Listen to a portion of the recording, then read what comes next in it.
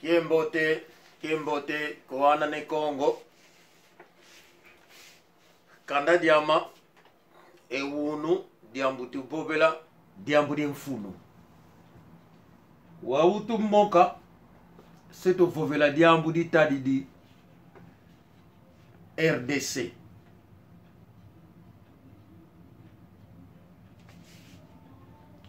Seto Vovela, Anane Congo. Seto Vovela,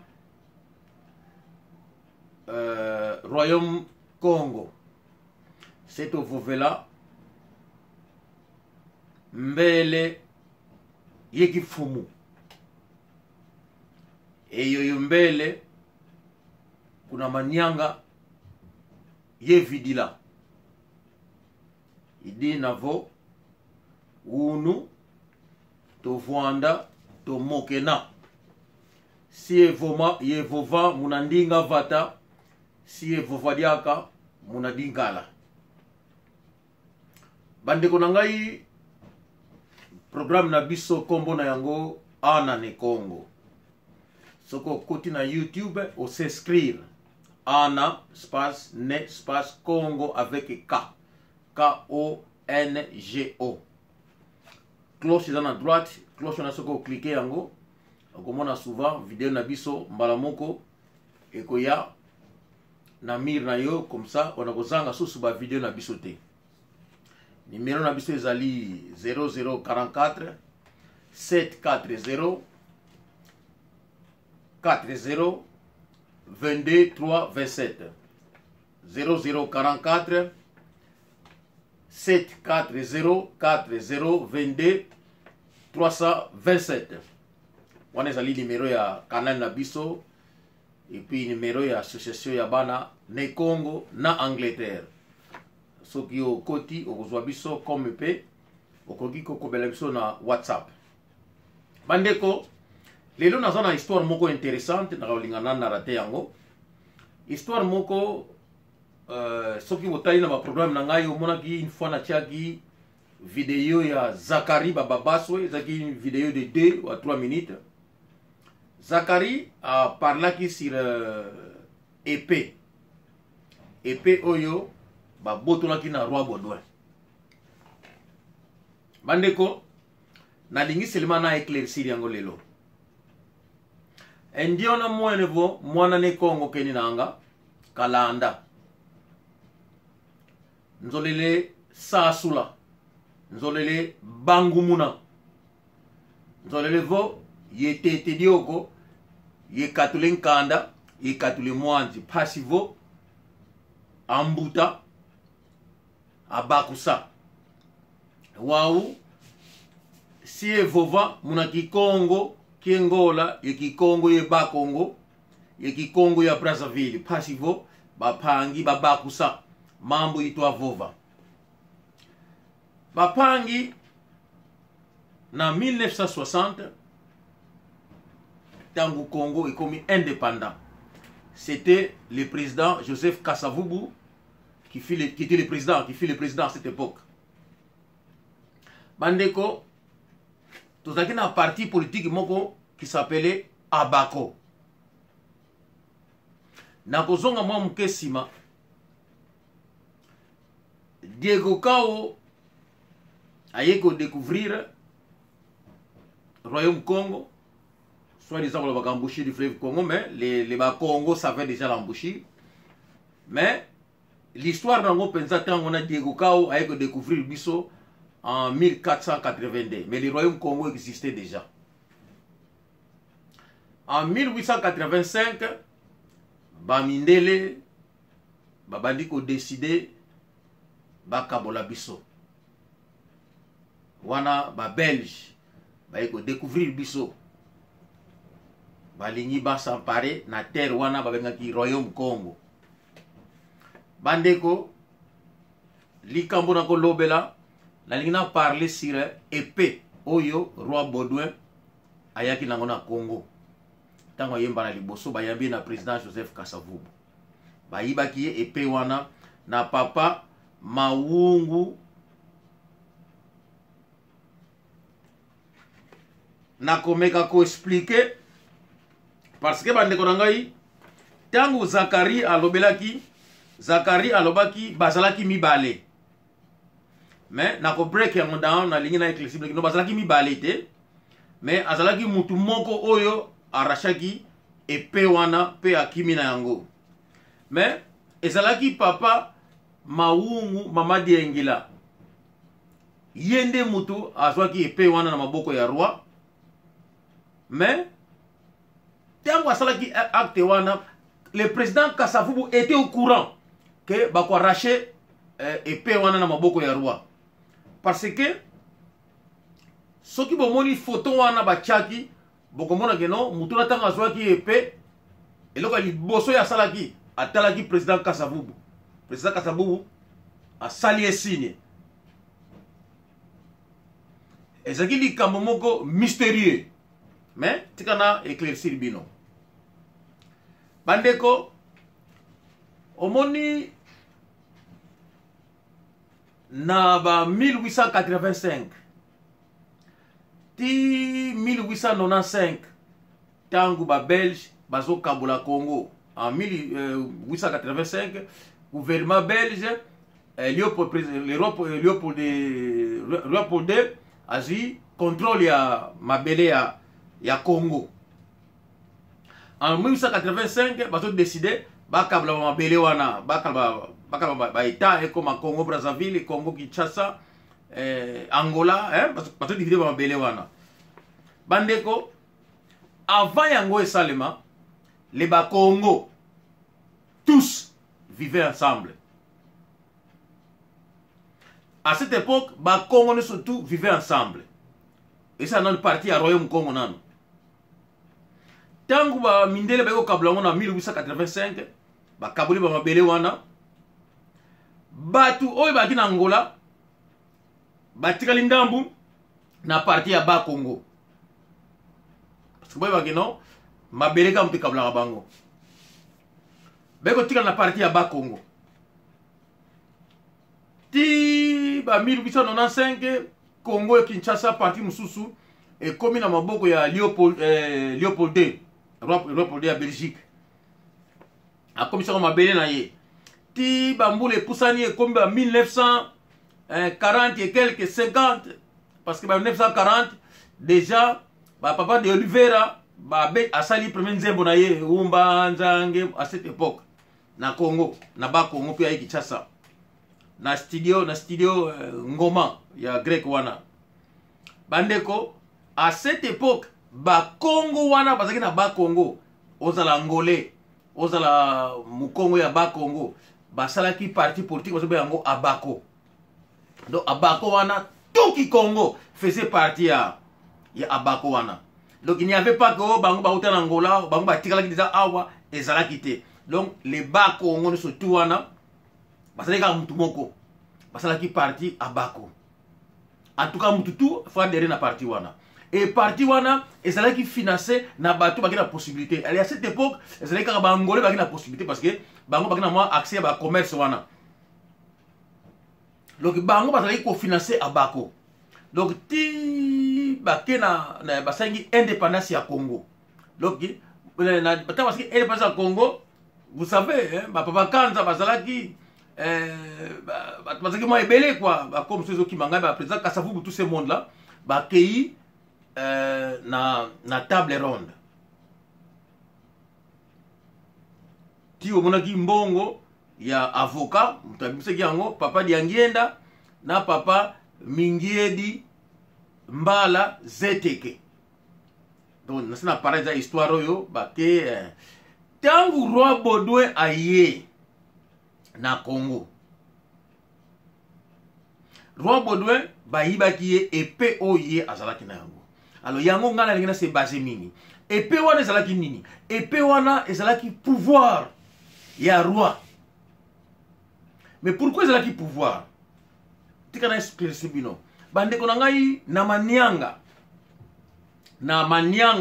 na luozi kote wana ya luozi mokonzi moko akufaki kuna mokonzi wana azalaki chef spirituel Alors chef spirituel wana azalaki chef Congo, parce que à cette époque bazaki ba Congo ba surtout ezalaki na Zimba na Manyanga, ezalaki na village moko benga Zimba na Manyanga, et sika chef Coutima wana akufaki. Mais c'était un chef mystique. Vous savez, à cette époque, biso na royaume Congo tozalaki na Nzambia Pongo. Nzambia Pongo Tulendo, qui veut dire Dieu le Tout-Puissant. Yango biso to semblaka toujours ti époque Nzambe en 1482 ba portugais ba ye ba ko attaquer royaume Congo ba changer roi na biso, hein, allez ba kena roi na Portugal ba prendre ye christianisme, mwana na ye soki koko na ye aiko kende na Rome, Emmanuel Mvunda oyo Negrito atika na Rome, ti lelo oyo ti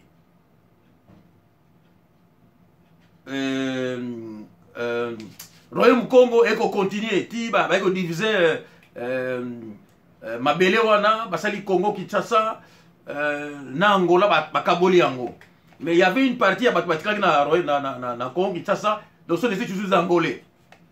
Alors na Manyanga kuna lokola croyance ya biso ya Nzambia Pongo, ça a toujours existé, et batu oyo déjà ba misula ki ba bokonzi ba pouvoir à cette époque, ba pouvoir na etikaki na bango. Alors c'est comme ça un vieux azalaki na mboka oyo babengi Zimba na kuna na Manyanga ayeko kufa. Alors qu'est-ce qui se passe donc na région de Manyanga?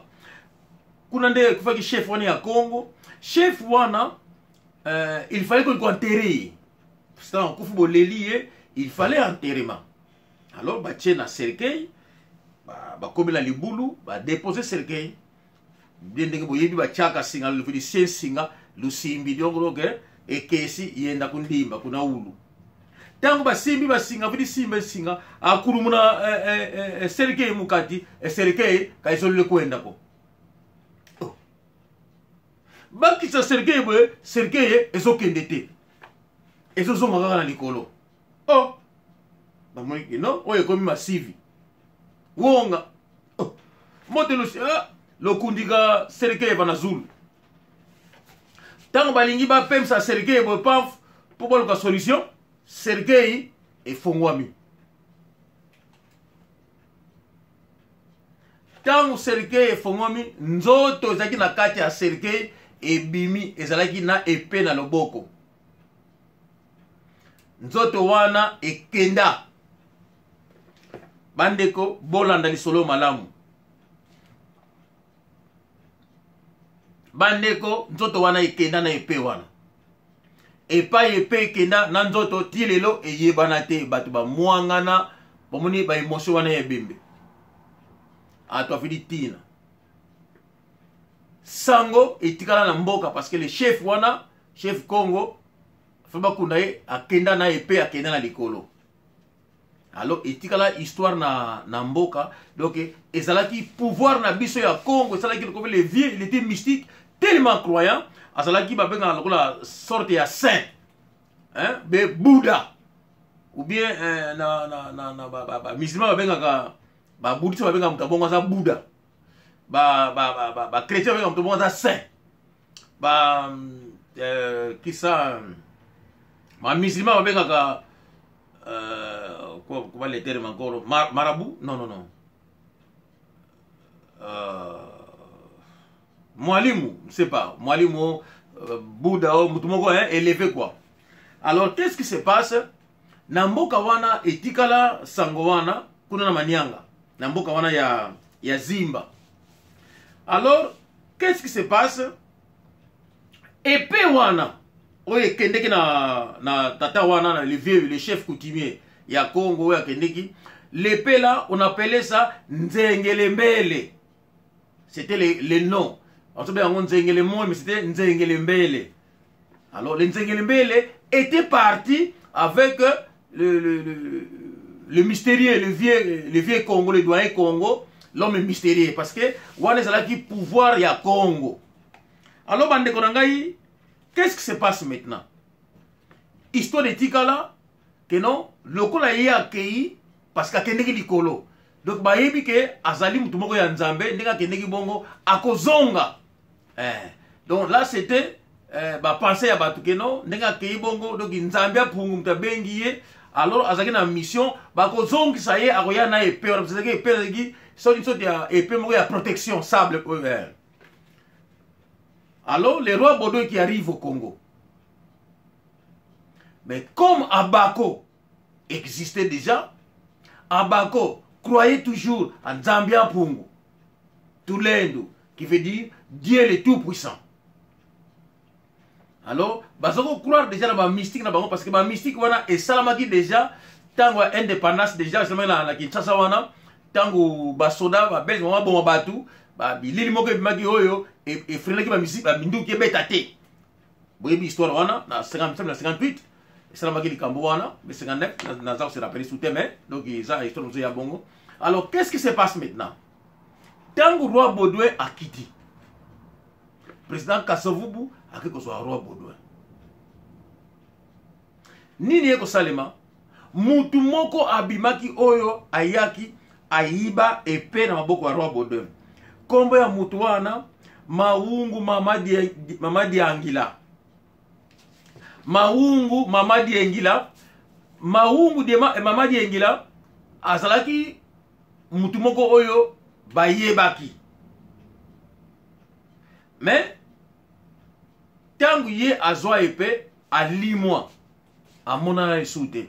Mais pourquoi ye azwa ki épée wana? Bayebaki nini non tangu bakendeki na Belgique na table ni kozwa indépendance. Indépendance bapesaki bango bo quantité. Et loko moko ezalaki kozanga.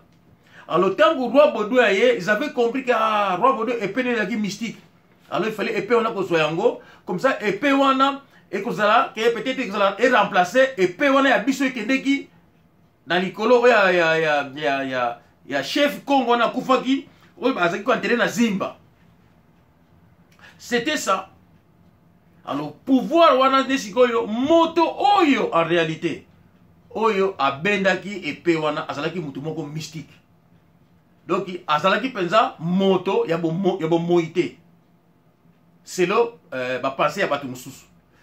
Mais batu oyo bazalaki parti à Abako, ba non, azalaki moto oyo ba yebaki, mais après ko yiba épée à 10 mois à monana souté. Mais épée et batamaki na kuna na manyanga na ba chef Congo donc akendeki akeko remettre épée wana. Mais épée oyo betaki tangu voiture zoya na roi Baudouin mbala moko ye akotaki abendaki épée. Tangu ye abendaki épée asalaki signe na président Kasavubu. Président Kasavubu asalaki coup asalaki coup de na ye asalaki signe kibo kende. Donc tant que la kendeki batu bakoki kolanda ete parce que ezalaki mystique Congo ezalaki ko travailler. Donc et lokwana le président Kasavubu savait que eko salema mutu wana azaki de travailler na mystique Congo que tant que benda épée le mystique Congo va travailler mutu ko stopper ko zalate il faut pas qu'il lango parce que l'épée ezalaki pouvoir à Belgique. Ce qui bazui épée wana et ko sala que mystique à Belgique moi sous ko neutraliser Royaume Congo, tout le Congo, et comme ça la soute. C'était comme ça, et puis wana et kenda, et puis mutuana à 10 mois. Et pas ya kenda et yebanate, ba bomaye, a kufa, trace na ye et tikalate. Le temps où ye a remettre les peines dans le Congo, il y a Congo à cette époque. Et puis ye a disparaître na ye.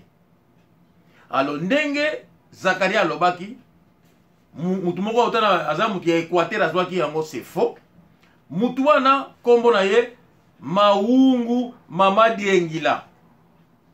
C'est ça son vrai nom.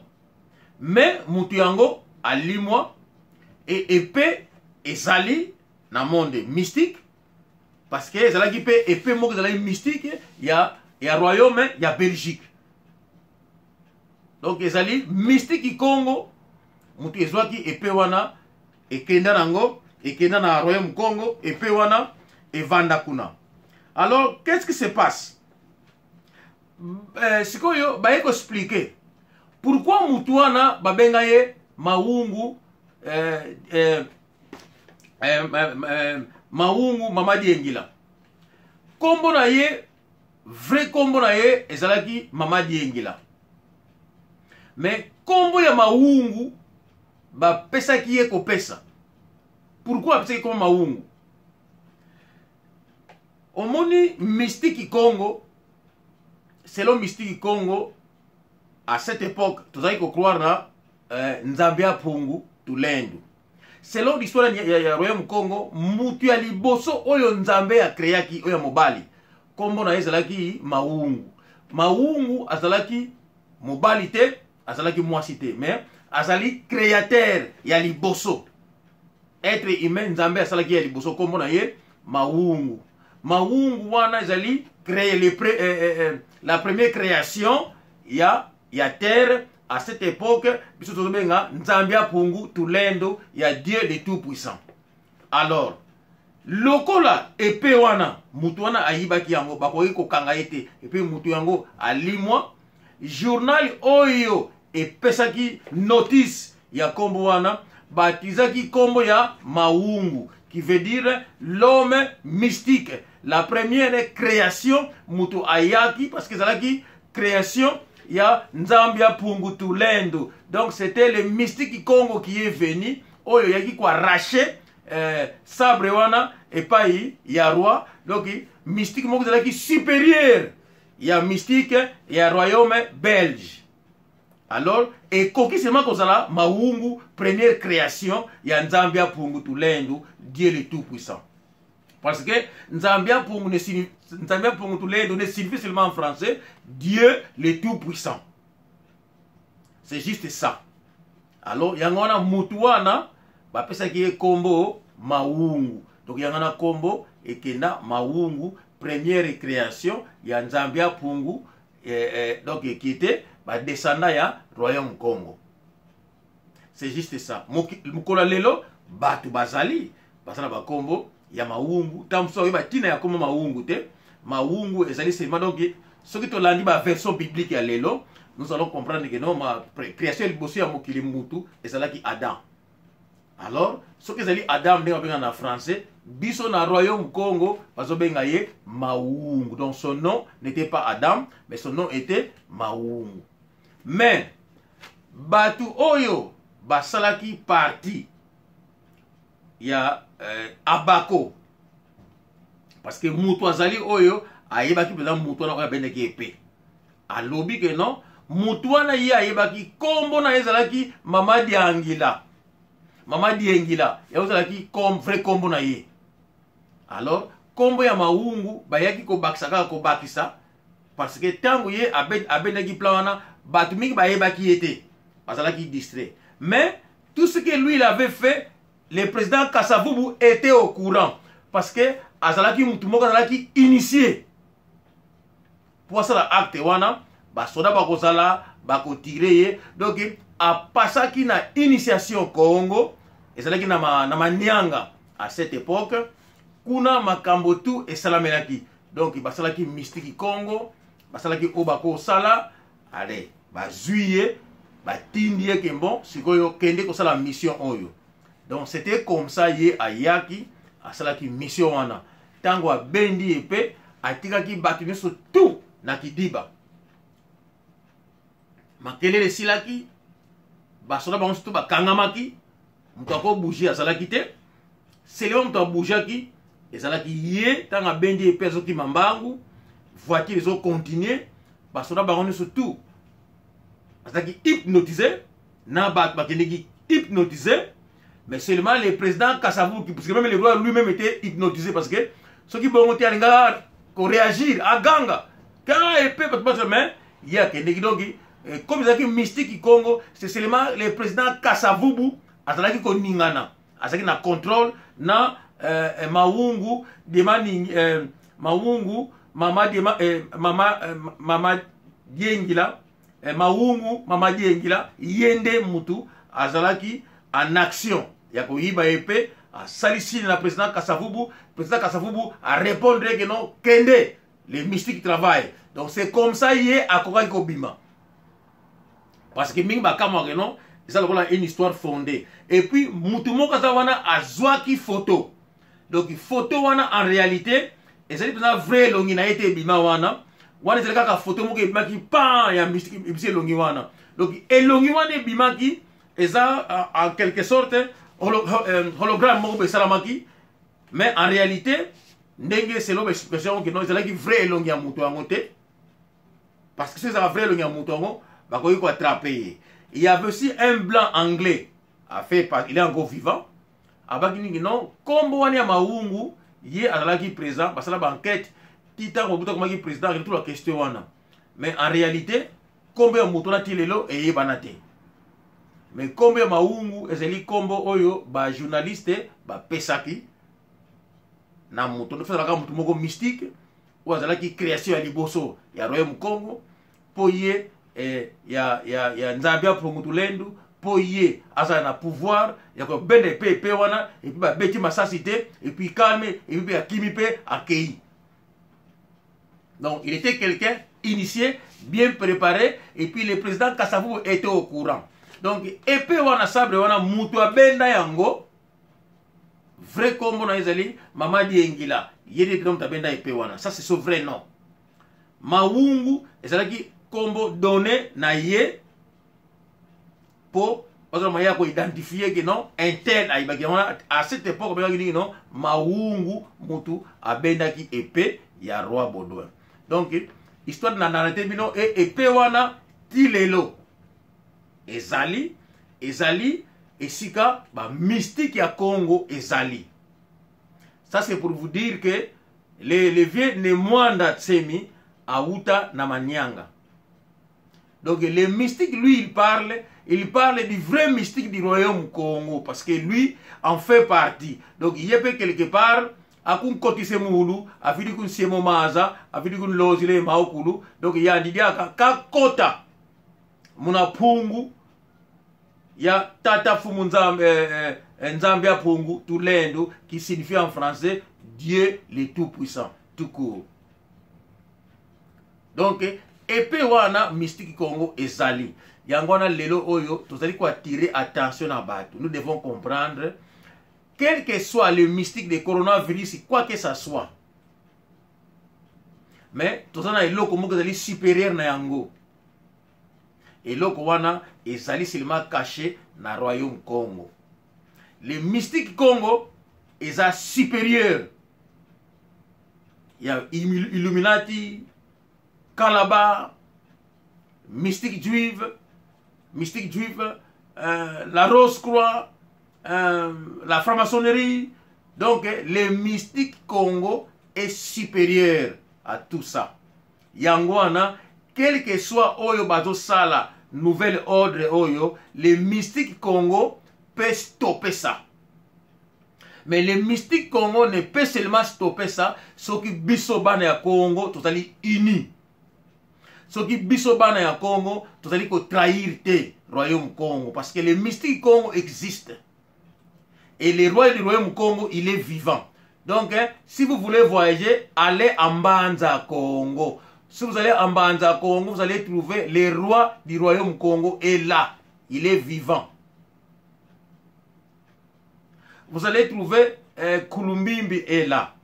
Et selon les explications que les rois du royaume Congo ne reçoivent des gens que la nuit. Mais si vous avez marqué rendez-vous na yo, alors vous avez ça jour au pays où elle est mona fumu roi ya royaume Congo. Fumu wo zinga keninanga, fumu wo moyo keninanga. Kuna royaume Congo, kuna Mbanza Congo, kuna provincia ya Zaïre, kuna Angola. Les rois du royaume Congo existent.